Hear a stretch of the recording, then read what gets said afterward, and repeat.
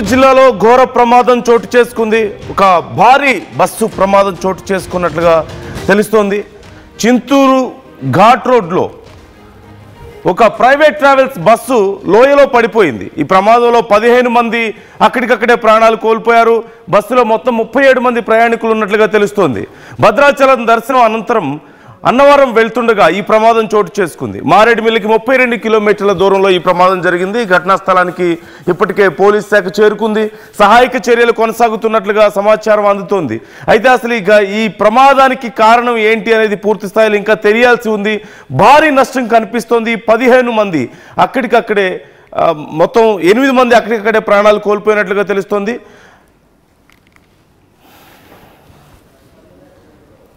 Right, మొత్తం 37 మంది ప్రయాణికులు ఆ బస్సులో ఉన్నట్లుగా తెలుస్తోంది. ఈ అంశానికి సంబంధించి డీటెయిల్స్ తెలుసుకుందాం. ప్రకాష్ జాయిన్ అవుతున్నారు, మా ప్రతినిధి లైవ్ లో సిద్ధంగా ఉన్నారు. ప్రకాష్, అసలు ఏం జరిగింది? ఈ ఘటనకు అసలు కారణం ఏంటి?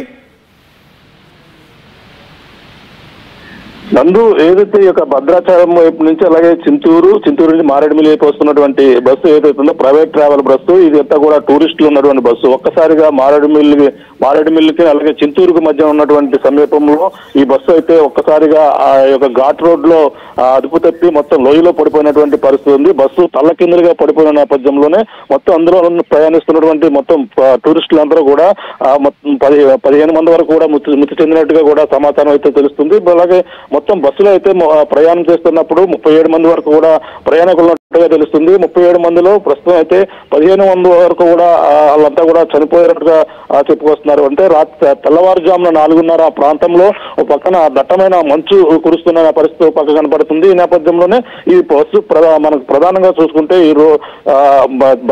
మనకి ఈ చింతూరు మారేడుమిల్లి ఘాట్ రోడ్ లో జరిగిన నేపథ్యంలోనే ప్రధానంగా భద్రాచలం నుండి అన్నవరం వైపు అయితే వెళ్తుంది. అన్నవరం మారేడుమిల్లి యొక్క ఘాట్ రోడ్ అయితే ఈ మీదగానే వెళ్తుంటాయి బస్సులన్నీ కూడా.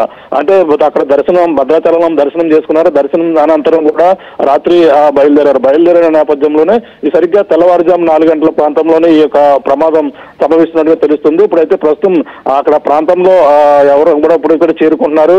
మొత్తం ప్రయాణికులు కావచ్చు, అక్కడ ఉన్నటువంటి రోడ్డు పక్కన వాళ్ళతో మొత్తం వాళ్ళంతా కూడా బస్సులోనూ చనిపోయినటువంటి పరిస్థితి ఉన్న నేపథ్యంలో మొత్తం అహంకారాలు ఎటు చూసినా సరే గాయపడిన వారి క్షతగాత్రులతోని అలాగే ఇక్కడ మృతి చెందినటువంటి ఆ యొక్క భౌతిక గాయాలతో మొత్తం అందరూ కూడా అక్కడ భయానకర పరిస్థితులు ఇక్కడ ప్రధానంగా కనపడుతున్నాయని చెప్పాలి. ఎందుకంటే లోయ అంటే చాలా అతిపెద్ద లోయగా ఉంటుంటది. ఎందుకంటే అది టర్నింగ్లు ఎక్కువగా ఉంటాయి. అంటే వాహనదారులు కొత్తగా వచ్చిన వారికి అయితే అటువంటి దానిపై ఘాట్ రోడ్ లో ప్రయాణాలు చేయడం చాలా ఇబ్బందిగా ఉంటుంది. అక్కడ ప్రైవేట్ ట్రావెల్ బస్సు అంటే ఈ టూరిస్టులకు సంబంధించినటువంటి బస్సు చిత్తూరు నుంచి అయితే బయలుదేరినట్టుగా మనకు వచ్చినటువంటి సమాచారం. ఆ చిత్తూరు నుంచి 37 మంది ప్రయాణికులతో వీళ్ళంతా బయలుదేరిన నేపథ్యంలోనే ఇక్కడ ఘాట్ రోడ్డు వద్దకు వచ్చి లోయలో దూసుకెళ్లినటువంటి పరిస్థితి ఉన్న నేపథ్యంలో ప్రస్తుతం సంఘటన స్థలానికైతే చింతూరు పోలీసులు, ఎడపాక పోలీసులు అందరూ కూడా సంఘటన స్థలానికైతే చేరుకుంటున్నారు. సహాయక చర్యలు అయితే చేపడుతున్నారు. ప్రస్తుతం వీళ్ళందరినీ గాయపడిన వారిని భద్రాచలం ఆసుపత్రికి అయితే 108 లో ప్రస్తుతం తరలిస్తున్నటువంటి పరిస్థితి చాలా ప్రధానంగా ఉందని చెప్పాలి. ఈ యొక్క పోలీసులు అయితే ప్రస్తుతం ఇప్పుడే సంఘటన స్థలానికి అయితే చేరుకున్నారు. వాళ్ళకందరూ కూడా సహాయక చర్యలు అయితే అందిస్తున్నటువంటి పరిస్థితి ప్రధానంగా కనబడుతుంది. ఇంకా చూడాలి, ఇంకా మృతుల సంఖ్య ఇంకా పెరిగే అవకాశం ఉందన్నారు. ఎందుకంటే బస్సు తల్లకిందులుగా అంటే అక్కడ ఏదైతే ఘాటు రోడ్డు ఉన్న నేపథ్యంలోనే అక్కడ ఆ లోయ ఎంత లోతు వరకు ఉంటుంది and at the same time ఏ సమయంలో జరిగింది ఈ ఘటన? నందు, బస్సు మనకు ప్రధానంగా చూసుకుంటే అతిపెద్ద లోయ అని చెప్పుకొస్తున్నారు. ఎందుకంటే మనం చూస్తుంటే ఘాట్ రోడ్ లో ఒక టర్న్ తిరిగినండి మరొక మలుపు ఉంటుంది. మలుపులు అంటే ఎక్కువ అనుభవం ఉన్న డ్రైవర్లు మాత్రమే చేయగలరు. అంటే అక్కడి నుంచి చూసుకుంటే దాదాపుగా లోయ ఎక్కువగా ఒక 15-20 అడుగుల లోతులోనే భారీగా ఉండే అవకాశం ఉందని కూడా చెప్పుకొస్తున్నారు. అంటే మామూలుగా ఉండేటువంటి బస్సులు ప్రమాదాలు జరిగినప్పటికీ ఆ చెట్లు లేదంటే అక్కడ ఉన్నటువంటి బండరాళ్ళలో తగులుకుని ఉంటాయి. కానీ ఇది మొత్తం బస్సే వేరే ఒక పైనుంచి పడిన నేపథ్యంలో కింద రోడ్డుకు వచ్చేసింది. అంటే ప్రధానంగా ఎంత ఎత్తులో ఉంటుందో చూడొచ్చు. అంటే 20-30 అడుగుల లోతే ఉండే అవకాశం అయితే కనపడుతుందని చెప్పాలి. వీళ్ళంతా మనకి భద్రాచలంలో దర్శనం చేసుకుని తిరిగి అన్నవరం వెళ్తుండగా జరిగినట్టుగా కూడా చెప్పుకొస్తున్నారు. మరి ప్రయాణికులందరూ కూడా చిత్తూరు ఏదైతే చిత్తూరుకు చెందినటువంటి వారిగా కూడా చెప్పుకొస్తున్నారు. మరి చూడాలి, ఇంకా మృతులు ఇంకా పెరిగే అవకాశం ఉందంటున్నారు. ఇప్పుడు ప్రస్తుతానికి 17 మంది వరకు కూడా చనిపోయిన నేపథ్యంలోనే మిగిలిన వారికి అందరూ కూడా తీవ్ర గాయాలు అయ్యాయి. వాళ్ళందరినీ కూడా 108 లో భద్రాచలం ప్రభుత్వ ఆసుపత్రికి అయితే తరలిస్తున్నట్టుగా సమాచారం. ఇంకా పూర్తి వివరాలు అయితే తెలియాల్సిన పరిస్థితి కనపడుతుందండి. Right. Thank you Prakash, thanks for the details. మీరు ఒక్కసారి స్క్రీన్ లో చూడొచ్చు అక్కడ పరిస్థితి ఎంత భయానకంగా ఉంది అనేది. ఘాట్ రోడ్లో వెళ్తున్న సమయంలో ఒక్కసారిగా బస్సు లోయలో పడిపోయినట్లుగా తెలుస్తుంది. సుమారుగా ఒక 20 అడుగుల వరకు అక్కడ డెప్త్ ఉన్నట్లుగా తెలుస్తుంది. 20 అడుగుల లోతుకి ఆ బస్సు ఒక్కసారిగా పడిపోవడంతో, అది కూడా బస్సు తల్లకిందులుగా పడిపోయింది ఒక్కసారి అప్సైడ్ డౌన్. ఈ నేపథ్యంలో అక్కడ లోపల ఉన్న వాళ్ళు తీవ్రంగా గాయపడ్డారు. చాలామంది 15 మంది ప్రాణాలు కోల్పోయినట్లుగా తెలుస్తోంది. ఈ ఘటనకు సంబంధించి ఇంకా విచారణ చేస్తున్నారు పోలీసులు. అసలు ఎందుకు, ఎలా జరిగింది ఇది అంటే ఏదైనా రూట్ అక్కడ ప్రాపర్గా ఐడియా లేక, ఒక ప్రైవేట్ బస్సు పడిపోయినట్లుగా తెలుస్తుంది. రూట్ ఏదైనా ప్రాపర్గా ఐడియా లేక ఇలా జరిగిందా? లేక సీజన్ మారేడుమిల్లి అంటే అత్యంత చలి ఉండేటువంటి ప్రాంతం. ఆంధ్రప్రదేశ్లోనే అత్యంత ఎక్కువ, 2 తెలుగు రాష్ట్రాల్లో ఎక్కువ చలి తీవ్రత నమోదయ్యేటువంటి ప్రాంతం మారేడుమిల్లి పరిసర ప్రాంతాలే. సో ఆ ప్రాంతాల్లో చాలా మంచు ఎక్కువగా ఉంటుంది, పొగ ఎక్కువగా ఉంటుంది, మనం చూస్తుంటాం. ప్రకాష్, అంటే ఒకవేళ ఈ పొగ మంచు ఇంకేదైనా కారణం అయి ఉండొచ్చా? కారణం ఎగ్జాక్ట్గా ఏంటి అనేది ఇప్పటి వరకు మనకి తెలియరావడం లేదు కదా. అండ్ వాళ్ళకి చికిత్స అందుతున్న వాళ్ళలో పరిస్థితి ఎలా ఉంది? చాలా మంది గాయపడ్డ వాళ్ళ కండిషన్ ఎలా ఉంది?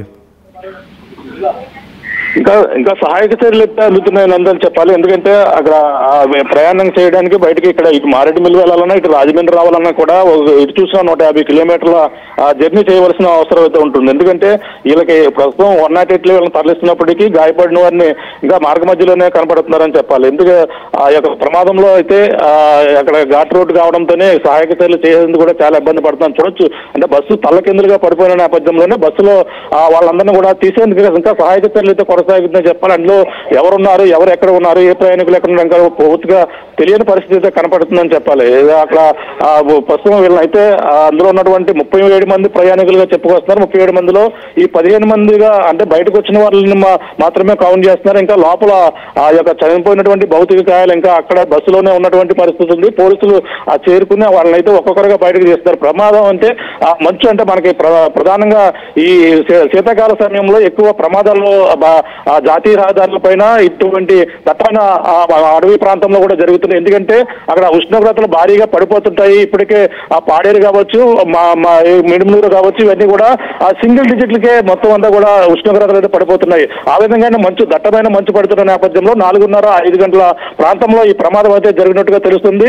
అంటే మంచు కారణంతో పాటు ఆ యొక్క డ్రైవర్ అనుభవం లేకపోవడం, ఆ యొక్క ప్రాంతాలకు టూరిస్ట్కి వచ్చే ప్రతి ఒక్కరు కూడా ఆ యొక్క మారేడుమిల్లి అడవి ప్రాంతాలు పూర్తిగా అనుభవం అయితే ఉండకపోవచ్చు. ఆ ఘాట్ రోడ్ లో ప్రయాణం చేసినటువంటి ఆ డ్రైవర్లు కూడా అనుభవం ఉండాలి. అనుభవం లేకపోవడంతోనే ఈ ప్రమాదం జరిగినట్టుగా మొదట అయితే భావిస్తున్నారు.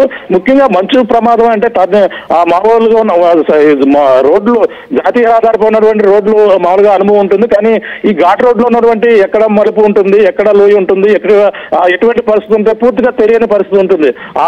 ఆ యొక్క అనుభవం లేకపోవడంతో పాటు దానికి మంచు తోడవడంతోనే ఈ యొక్క ప్రమాదం జరిగినట్టుగా కూడా భావిస్తున్నారు. ఇక భద్రాచలంలో అయితే వాళ్ళంతా కూడా దర్శనం చేసుకుని ఇటుగా మారేడుమిల్లి వచ్చి మారేడుమిల్లి మీద ఉదయం టిఫిన్ చేసి మళ్ళీ అన్నవరం చేరుకోవాలని ఈ విధంగా వాళ్ళైతే చిత్తూరు నుంచి అయితే వాళ్ళందరూ కూడా చిత్తూరు జిల్లా నుంచి ప్రయాణం చేసినట్టుగా వాళ్ళందరూ కూడా తెలుసుకొస్తుంది. మరి ఎంతసేపు పట్టొచ్చు ప్రకాష్ పూర్తి స్థాయిలో అక్కడ వాళ్ళందరినీ హాస్పిటల్కి తరలించడం కానీ, ఆ బస్సును బయటకు తీయడం కానీ ఇవన్నీ జరగడానికి ఇంకెంత సమయం పట్టొచ్చు?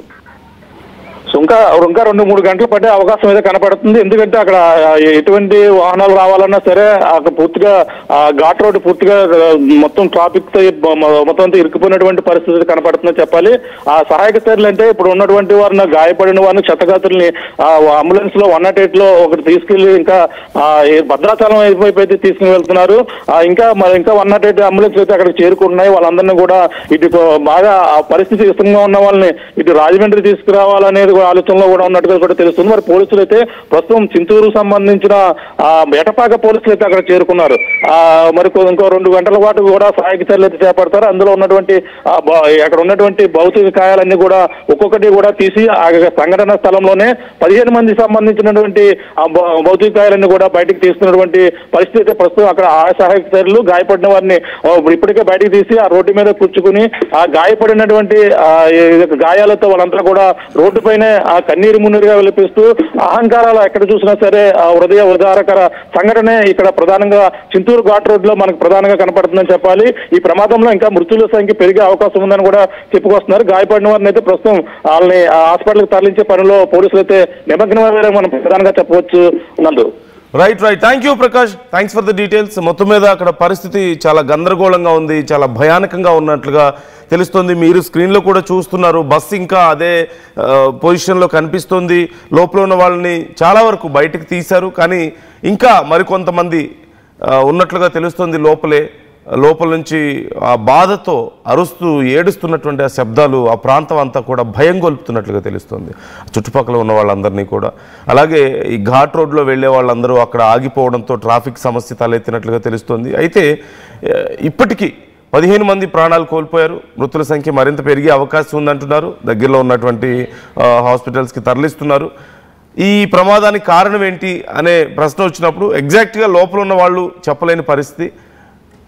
ఇప్పటికైతే మంచు కారణంగా అక్కడ చలి చాలా తీవ్రంగా ఉంటుంది. అలాగే రోడ్ కూడా ఘాట్ రోడ్ అవడంతో చాలా నేరోగా రోడ్డు ఉంటుంది. అట్ ది సేమ్ టైం చాలా వంపులు తిరిగి ఉంటుంది, టర్నింగ్స్ ఉంటాయి, షార్ప్ టర్న్స్ ఎక్కువగా ఉంటాయి. కాబట్టి దానివల్ల కొన్నిసార్లు ఆ ప్రాంతం గురించి పెద్దగా ఐడియా లేని వాళ్ళు, ఆ రోడ్స్ పెద్దగా అలవాటు లేని వాళ్ళకి కొన్నిసార్లు ఇలాంటి ప్రమాదాలు జరిగే అవకాశం ఉంది అని కూడా చెప్తున్నారు. సో ఇదే రీజన్ అయి ఉండొచ్చు అని కూడా చెప్తున్నారు.